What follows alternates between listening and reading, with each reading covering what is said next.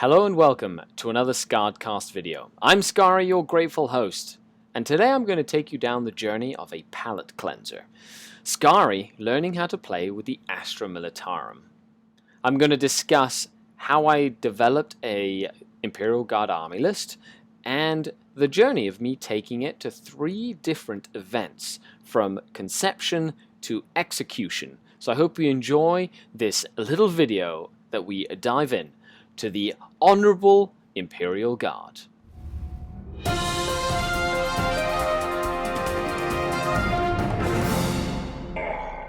The Dark King. Part 1. Regiment itis. It all began when I decided to grab my Astra Militarum Imperial Guard out of the box that I had stored it in for quite a while. Going through all the models, and I just got this bug, this itch. Regiment itis is what I'm going to call it. I needed to throw down with the regiments. I'd recently painted up the Bulgarin on the live paint stream. And I was really excited to just pull out what I owned for the Astra Militarum Imperial Guard to see if I could make an army list and put it together. And that led from one thing to another.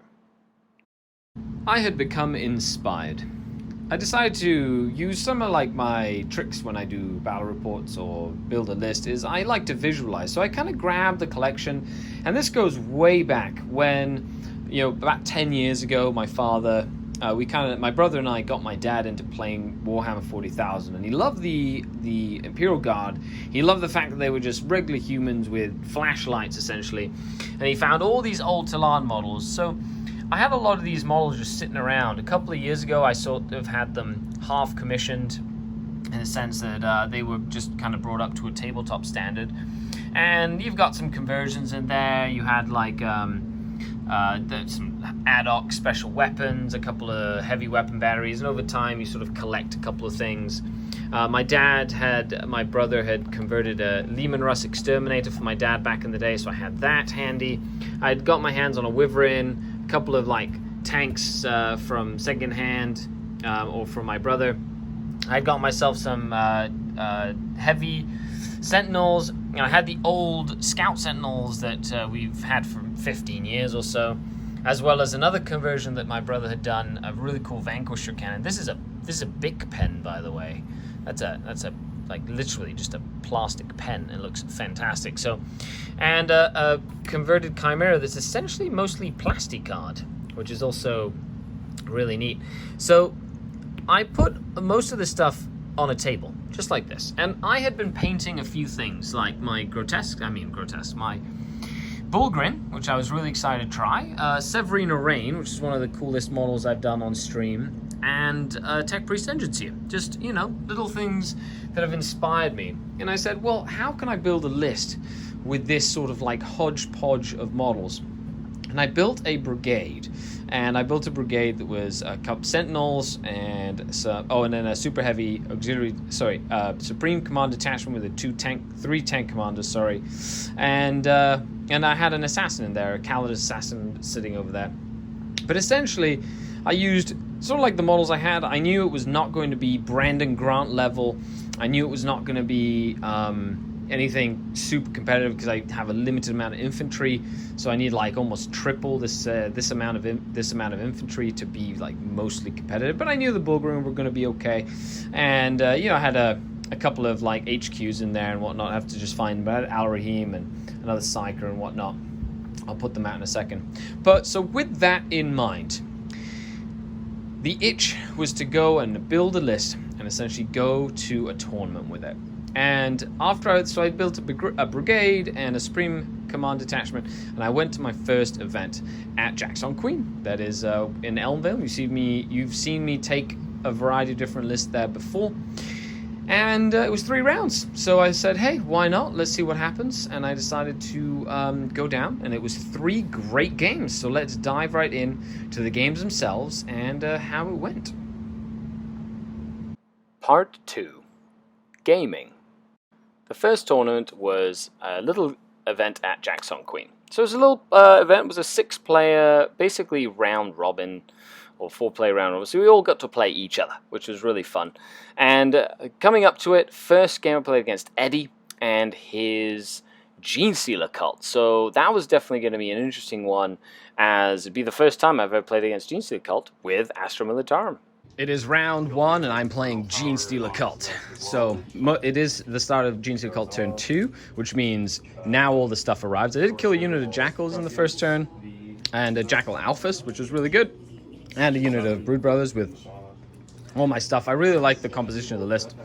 But now he's got Aberrants, a Flamer Bomb, a bunch of Neophyte hybrids coming in. So basically, now is when the game really starts, and it's really going to be how did I layer enough, and essentially can I push back well enough towards the end of the game. But wish me luck. It is mission 4, so there are 5 objectives. I put this one and that one down. He put that one and this one down. So we'll see how it goes as it continues. So round 1, I was able to pull a victory out of that, which was quite good. After the end of the game, my screening, mostly in the counterattack from the Bulgrin, was really what put it ahead for me. In retrospect, Eddie knew he'd made a few mistakes, and I just capitalized on them. This led me to round 2, where I was going to be playing Devon Swan, infamous around the competitive community, just very good player all around, fellow ETC Canada member, and he'd brought a fun Custodes list with Land Raiders. I'm here in round 2, and I'm playing against Custodes, 2 Land Raiders, 3 Calades tanks, bunch of infantry, and I got my little guardsman, lost my Hammer of Sunderance commander because the last cannons killed him, and I'm starting to lose some guardsmen as well. Wish me luck! And I'm playing Devon, by the way. Yeah, it's revenge for the Tau game. Let's see if the humble guardsman can do the job. So the answer to that question was no. I lost terribly. I basically got all my models and put them back in my bag because that's how quickly I got tabled. But let's just say I learned a few valuable lessons that game. Number 1, if you can go first, try go first against a list like that shoots you a lot. Secondly, my target priority was not on point. I probably should have let him actually go first and move into my guns and been in range in cover myself and then jumped out at him. But because I went first and got too aggressive, he was able to really push forward, make some good charges, and then his heavy infantry just annihilated my army. So with that, going into round number 3 against Jesse and his Possessed Bomb. So it's going to be very excited to see how this would go. It's round 3 after the licking that I got on round 2. Thanks, Devin. Thank you. It was good. It was a good humbling experience to get murdered by Land Raiders, and then playing against Jesse now with his Possessed Bomb. It's just 19 possessed Alpha Legion, and then he has a bunch of Poxwalkers and some for screening the possessed essentially, and then Nurglings as well. So I decided to deploy really conservatively in the back, and it is mission 1. So I have decided to take ground control because I'm going to be playing very conservatively. Headhunter because he has a lot of stuff, and old school because I have to try and kill. Something, and it's very hard to get points in general against this list. And I've outflanked 3 of my units of Talarn with ambush and the 2 Scion units. So we'll see. I did deploy all my Leman Russ this time because I out-deployed him, put 1 character down at a time, and then he put his Possessed down. So I was like, okay, all my stuff's going to go on that side. Except for some things that I know like being in long range. Okay, so with that, wish me luck as we go into round 3. That was the end of round 3. Fun game. I ended up winning that game by a few points because Jesse was very conservative with his Possessed Bomb, which allowed me 3 turns of killing all his screens, to the point where eventually his Possessed were the closest unit and he couldn't conceal them anymore, and I was able to just do some damage. The Possessed basically killed everything they touched, and that wasn't the issue. The thing is, once that was then my supporting units were able to get around it, and even though his Possessed did a lot of damage, I had enough points and secondaries to then get behind, and the Scions and the outflanking guard really helped me just control the table and get the secondaries. Even though I didn't really kill all the Possessed, it just allowed me to put a lot of pressure on the mission and I did win that game. It was a very narrow victory, a very close game. However, next time we face each other, I'm pretty sure Jesse's going to be a lot more aggressive with his possessed, and my guard will not get away from that so quickly. So, taking the experience from the first RTT, I really like the dynamic that the Astra Militarum bring to the table. You have to be very careful with your screening because you don't have the mobility that like I played Dark Eldar. So one of the things that was the most eye-opening for me was just having to really think about where I wanted models to end up over the course of the game. I really enjoyed using the Talarn ambush stratagem and getting guardsmen all the way around the side, and I really liked using some scions. Even though I was sort of subbing in a couple of guardsmen as scions, I ended up going to buy a box of scions and making some plasma scions, which ended up being a part of my new list. So with that, with everything I learned, I switched my list around, and I decided to do a double battalion and a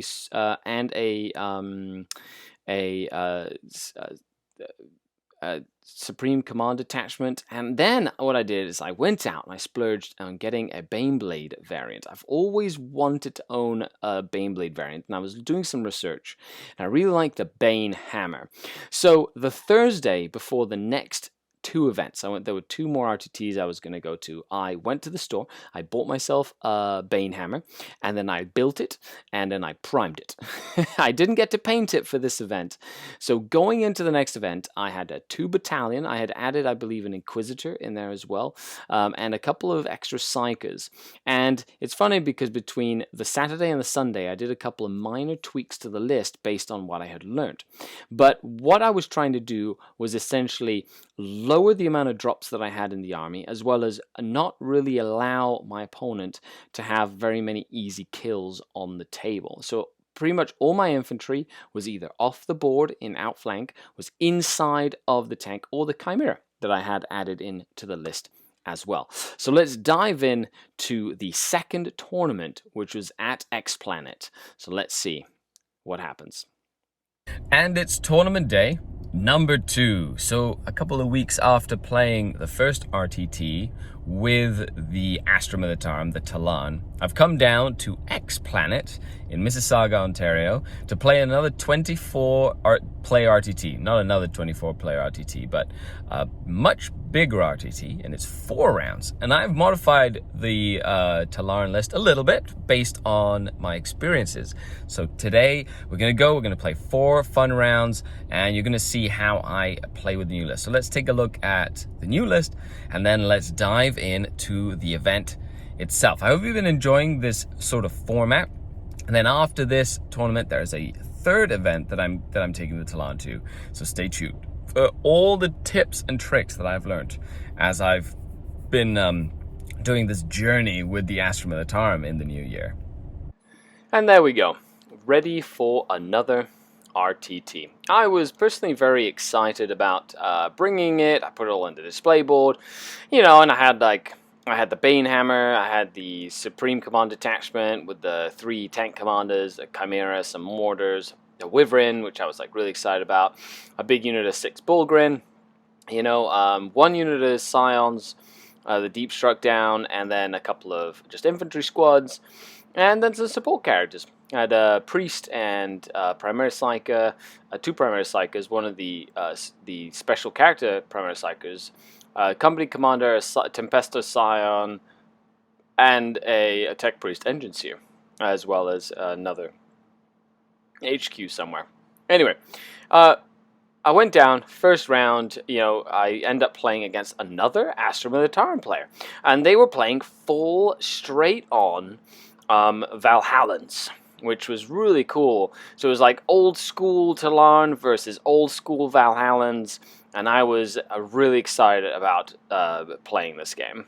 X Planet tournament round 1. I'm playing against Valhallan Guard. It's like the old school Clash of the Titans, Valhallan versus Talarn. So it's really fun. We have the terrain is all preset. So it's pretty cool. Every single table is the same. It's 4 rounds. So yeah, wish me luck. Okay, so before you say anything about the terrain, Lionel at X Planet has purchased pretty much all the tables worth of the Pro Tabletop terrain. And they haven't painted it yet, but they are going to paint it. But it's designed to be a very competitive, symmetrical playing experience. Some people don't like it for the immersion. I love it because it's very functional when you're playing a tournament. So I did win the game, and one of my key parts of the game was that Bane Hammer surviving the entire game and getting fixed up, and then getting stuck in combat without my opponent being able to shoot at it because I'd surrounded a Leman Russ with my Bane Hammer, and I kept on shooting out of combat, and he couldn't shoot into combat, which is a cool little thing about Bane Blades that I used to my advantage. So going on to round number 2, I was going to end up playing Diogo and his nasty Eldar list. Round 2 at the RTT, I'm playing Diogo. He's playing... Hey Diogo, what's going on? He's playing 3 Fire Prisms, 3 Night Spinners, 6 Vibro Cannons, 3 Wraith Lords, and a bunch of Guardians to hold the middle. Fantastic. I made him go first because of the mission. In hindsight, I should have gone first because he had so many tanks he couldn't have like stopped everything from shooting. And he did kill my Bane Hammer turn 1, which has put me on the back foot since then. So he's been able to really hold the middle. He killed all my Bullgrin really quickly. I do have a couple of pockets of resistance. However, his firebase is relatively untouched, and this is turn 3, so I'm already committed to the board. So it's going to be hard for me to come back from this, I feel, but I'm going to give it my best shot. Hopefully I can get as many points as physically possible. Because those fire prisms, oh man, do they kill Leman Russ commanders and tanks. They just kill him. The only reason he's not dead is because he keeps on scooting, he can't see him, so... Okay, on to wish me luck. Let's see how this goes.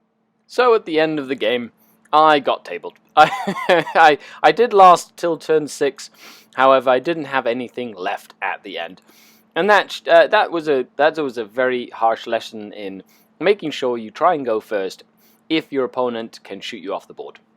And taking that lesson, I decided going into round 3, I was going to be playing some Raven Guard Space Marines, so Centurions, and quite a lot of them. So I was very excited to test my mettle against a competitive style Space Marine list. So let's see how I did. Round 3, and we're playing Mission 3, and playing against Christian and his Raven Marines, or Ultra Raven Guard, Ultra Guard. So they are Raven Guard.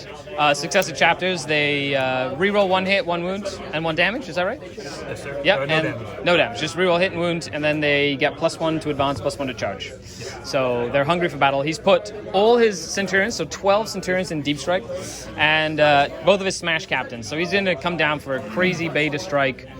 I basically kind of just hit as much as I can, and I'm pushing up with my old Bullgrin to kind of create a little bit zone of control. So we'll see how this goes as we move into... He's got 9 eliminators, so my characters are a little worried.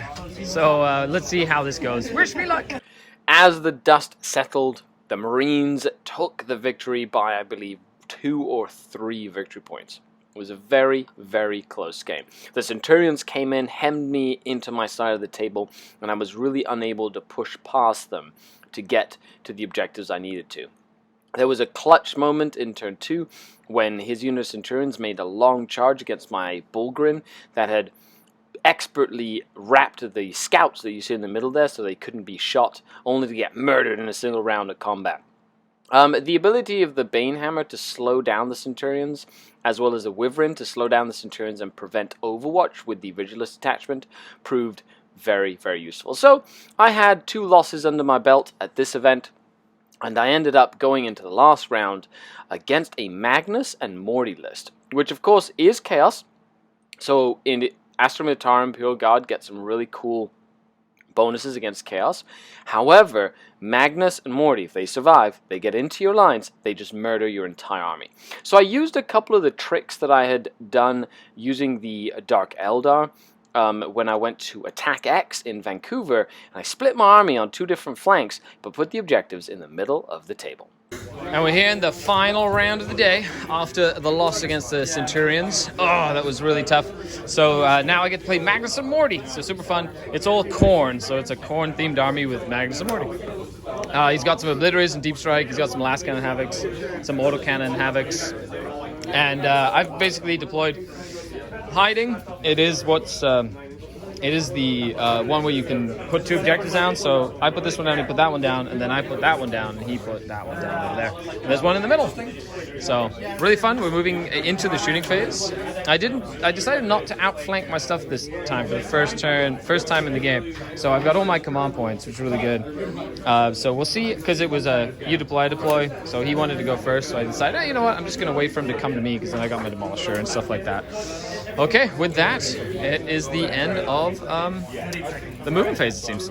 And that was the end of the second event, technically, at X Planet. And against Magnus and Morty, what happened is Magnus warp-timed Morty up towards my Banehammer. Morty failed his charge, even with a reroll. And I was able to just focus all my guns on Morty with Vengeance for Cadia and just destroy Morty, which was great. Then the second turn, he brought in his Obliterators on one flank and then brought Magnus up closer as well. Magnus went in, murdered something as well, and I was able to essentially start moving around the board like this to get to the 2 objectives I had placed on the sides over here, while using the no Overwatch on the Wyvern from the Vigilance Detachment stratagem, really cool, to stop the Obliterators from overwatching. So I get my Bullgrin into the Obliterators, and then the Bullgrin murdered all the Obliterators on a flank, and then it forced Magnus to go deal with the Obliterators and wipe them off in one, deal with the Bullgrin to wipe them out. But by that time, it was too late. I had put a lot of pressure on the board. I had, I'd killed Morty. Magnus was really weakened, and then I started focusing on the other things. And once he had no Obliterators, all the Smash Captains came in as well, but I was able to either smite them to death or do first rank fire, second rank fire on them, and essentially wipe them out. So I did table the Chaos Army, and that gave me some really cool ideas. So I went home, I reevaluated the list, and I noticed that the Bullgrin were probably one of the least performing units in my army. They were great, however, as soon as they got targeted, they just died. So what I did is I took a couple of them out.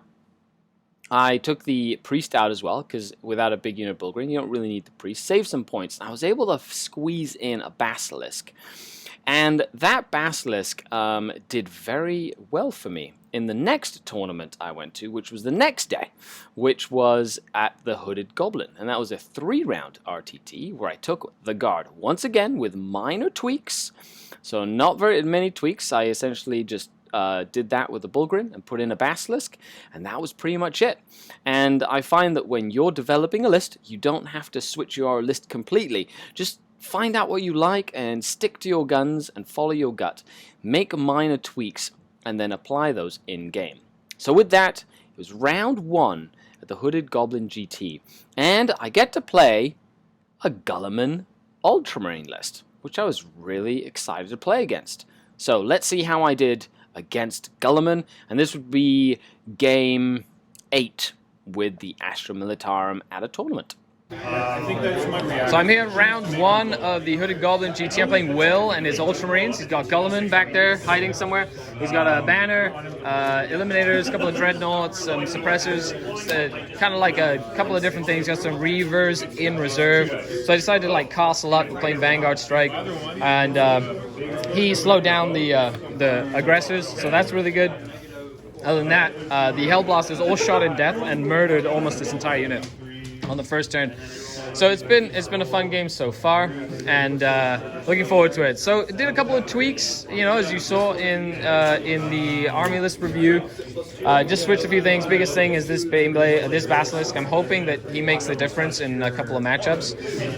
And I've been using the Ignore Cover relic on him for the Basilisk or the Wyvern. I think that'll be really useful because I found that I was lacking that all of the last event that I went to. Okay, wish me luck. So the Talon did very well in the first game. It was a very tight game, even though it was a hodgepodge of different marine things. Seemed like a collector's army with a little bit of this, a little bit of that. Marines a very tough army to play against. I was able to screen out the Dreadnoughts and Guilliman long enough for him to essentially have to wade through line after line of Guardsmen. Now, my outflanking Demolisher and units of Guardsmen were excellent, turning the tide on the one flank and allowing me to win by objective points. So, going into round 2, once again, I was going to be playing against Astra Militarum, but this time I was going to be playing against Cadians and Catachans with a great artillery detachment of Catachans with Harker and a bunch of Catachan tank commanders and tanks, as well as Cadian infantry and mortar teams and hellhounds, so the more traditional style Astra Militarum list. Round 2, the Hooded Goblin. I'm playing Guard. This is going to be really fun. Matthew's up from Toronto, and his guard looked really cool. He's got 3 Hellhounds and a Catachan. He's got 2 tank commanders and a tank, a heavy tank that's Catachan. He's got all the artillery that's Catachan, and then a bunch of Cadian infantry.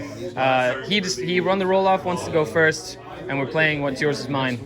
So the 5 objectives, he placed these 2, I placed these 2, and I basically hit right here. So let's see what happens as we move into the game. He's got 15 Scions in reserve with lots of melta-guns and plasma. I did use a dagger at Tusa, so I have 30 infantry, a demolisher, and a tank commander. A company commander in reserve, ready to come on the edge of the table. Guard won this game. So the Talarn did win the game at the end of the day. And one of the biggest things that helped me was using move and the bottom of the turn to really get into position to get the hold more, as well as my outflanking units were able to really turn the tide and put pressure on his objectives. I was able to keep the Banehammer alive, which was crazy with the -1 to be hit, the +1 save, and essentially keeping him as obscured as I could against most of the Catachan infantry.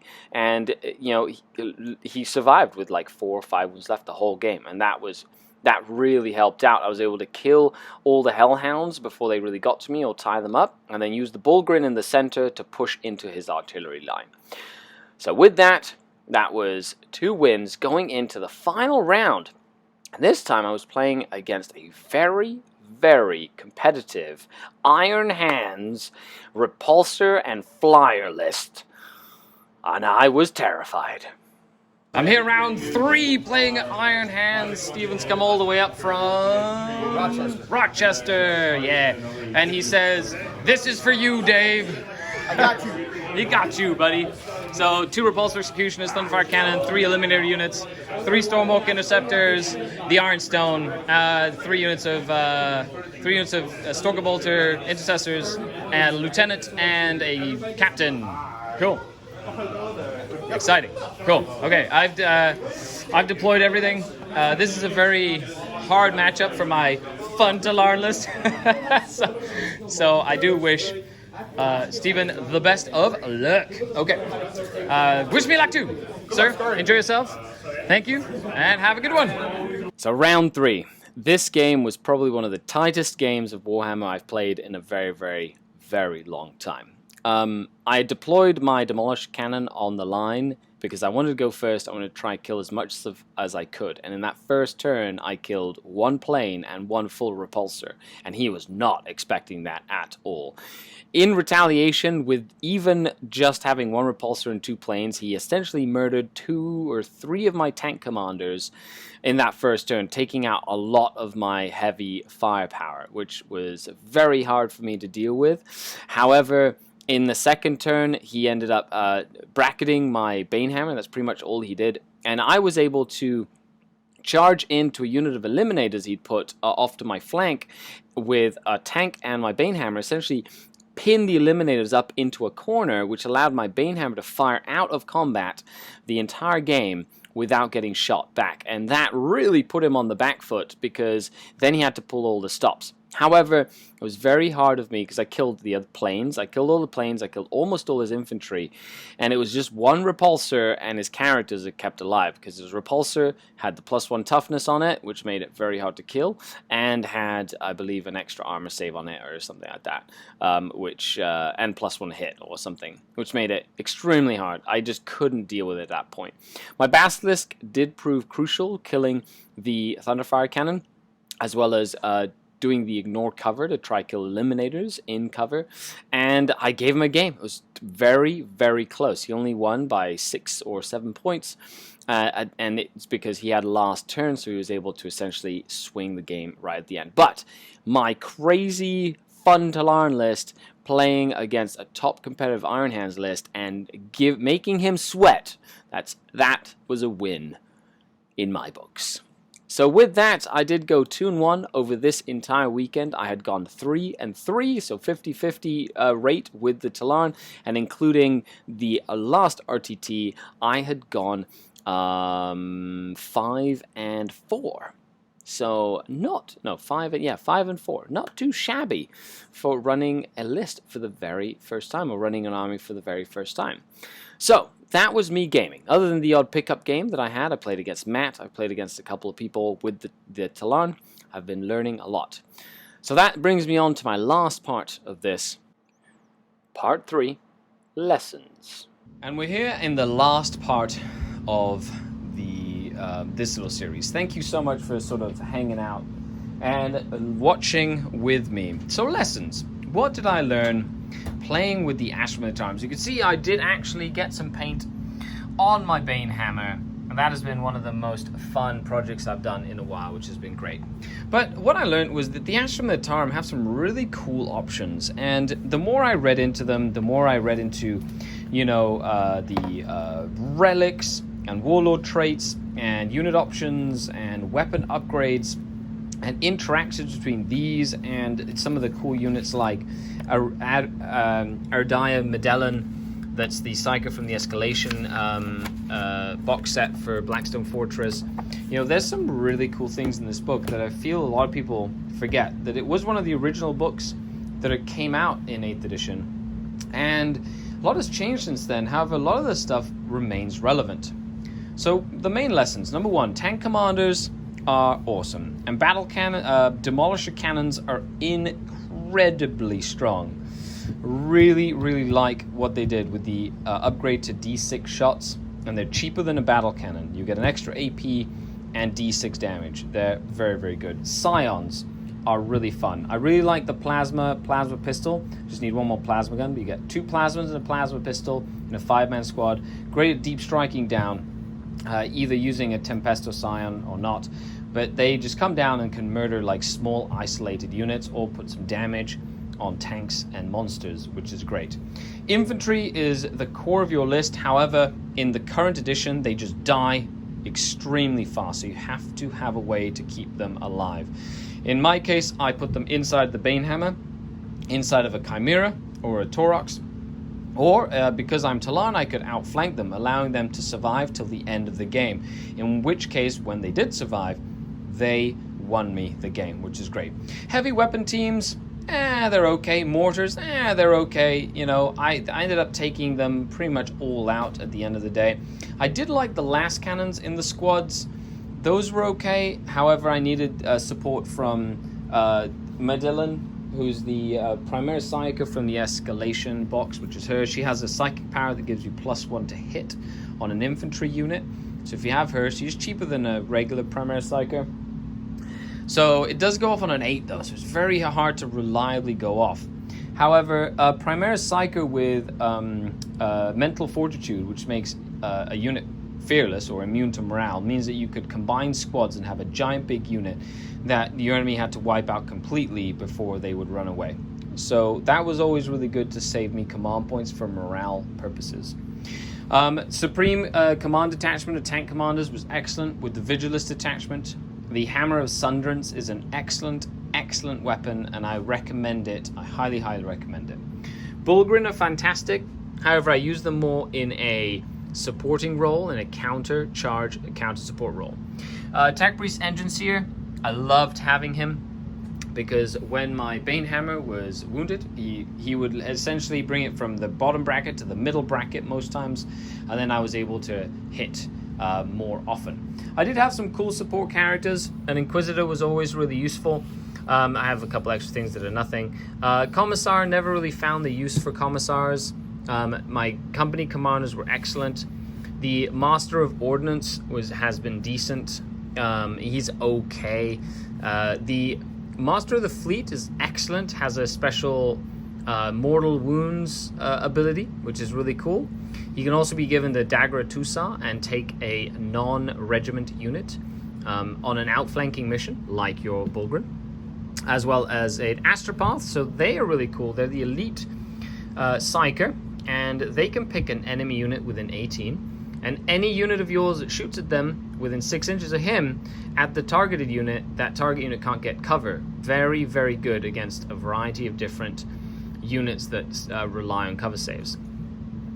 I decided to get myself some Rattling Snipers, so I'm looking at potentially using them to be some character sniping, which I think would be very, very useful. So that is something I'm looking into. And I stopped using the Sentinels, even though for a brigade, they are one of the better choices as well. Wyvern was excellent, and I do need to get myself a Basilisk. What do I want to do in the future? I want to get myself a Trojan support tank. It's a 98-point tank that allows me to pick a tank to get reroll misses in the shooting phase, and I think that my Banehammer will greatly appreciate that as well. So those are like my general lessons learned. The Guard have what it takes to deal with a variety of different armies and units in a competitive scene. However, they do have some bad matchups, and you have to play them very intricately in order to get the most out of each of their units, because they're not necessarily the most efficient at what they do. However, as a hobbyist and as a gamer, I found it very rewarding to play with the Astra Militarum over the course of this journey. So let's go back to the studio.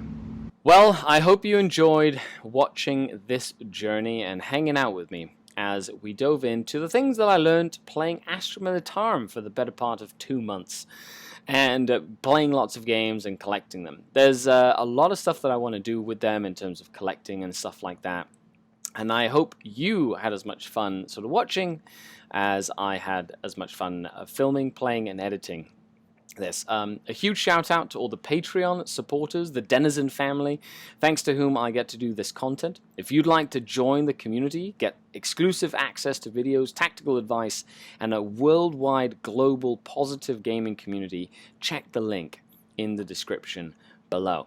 Let me know if you'd like more of these videos. Give a like, share, that sort of thing. If you'd like me to explore different avenues. You guys voted for me to have a Sisters of Battle army next, and it is coming back from the painter soon. Dan at Best Overall Painting has been painting them over the holidays, and they are pretty much ready. Very, very excited to show them off. Maybe I can do a series like this about playing with the good old Ecclesiarchy, which I'm very excited about as well. Thank you very much for tuning in. I am Skari, your grateful host, and if you have any comments, questions, concerns, or dislikes, leave them in the comments down below. I tend to respond to every single comment that you guys put out there. Thanks a lot. Join me on Twitch every single day at 11 AM Eastern Standard Time for hashtag JustPutPaintOnIt. And I will see you guys on the next video. Skari out.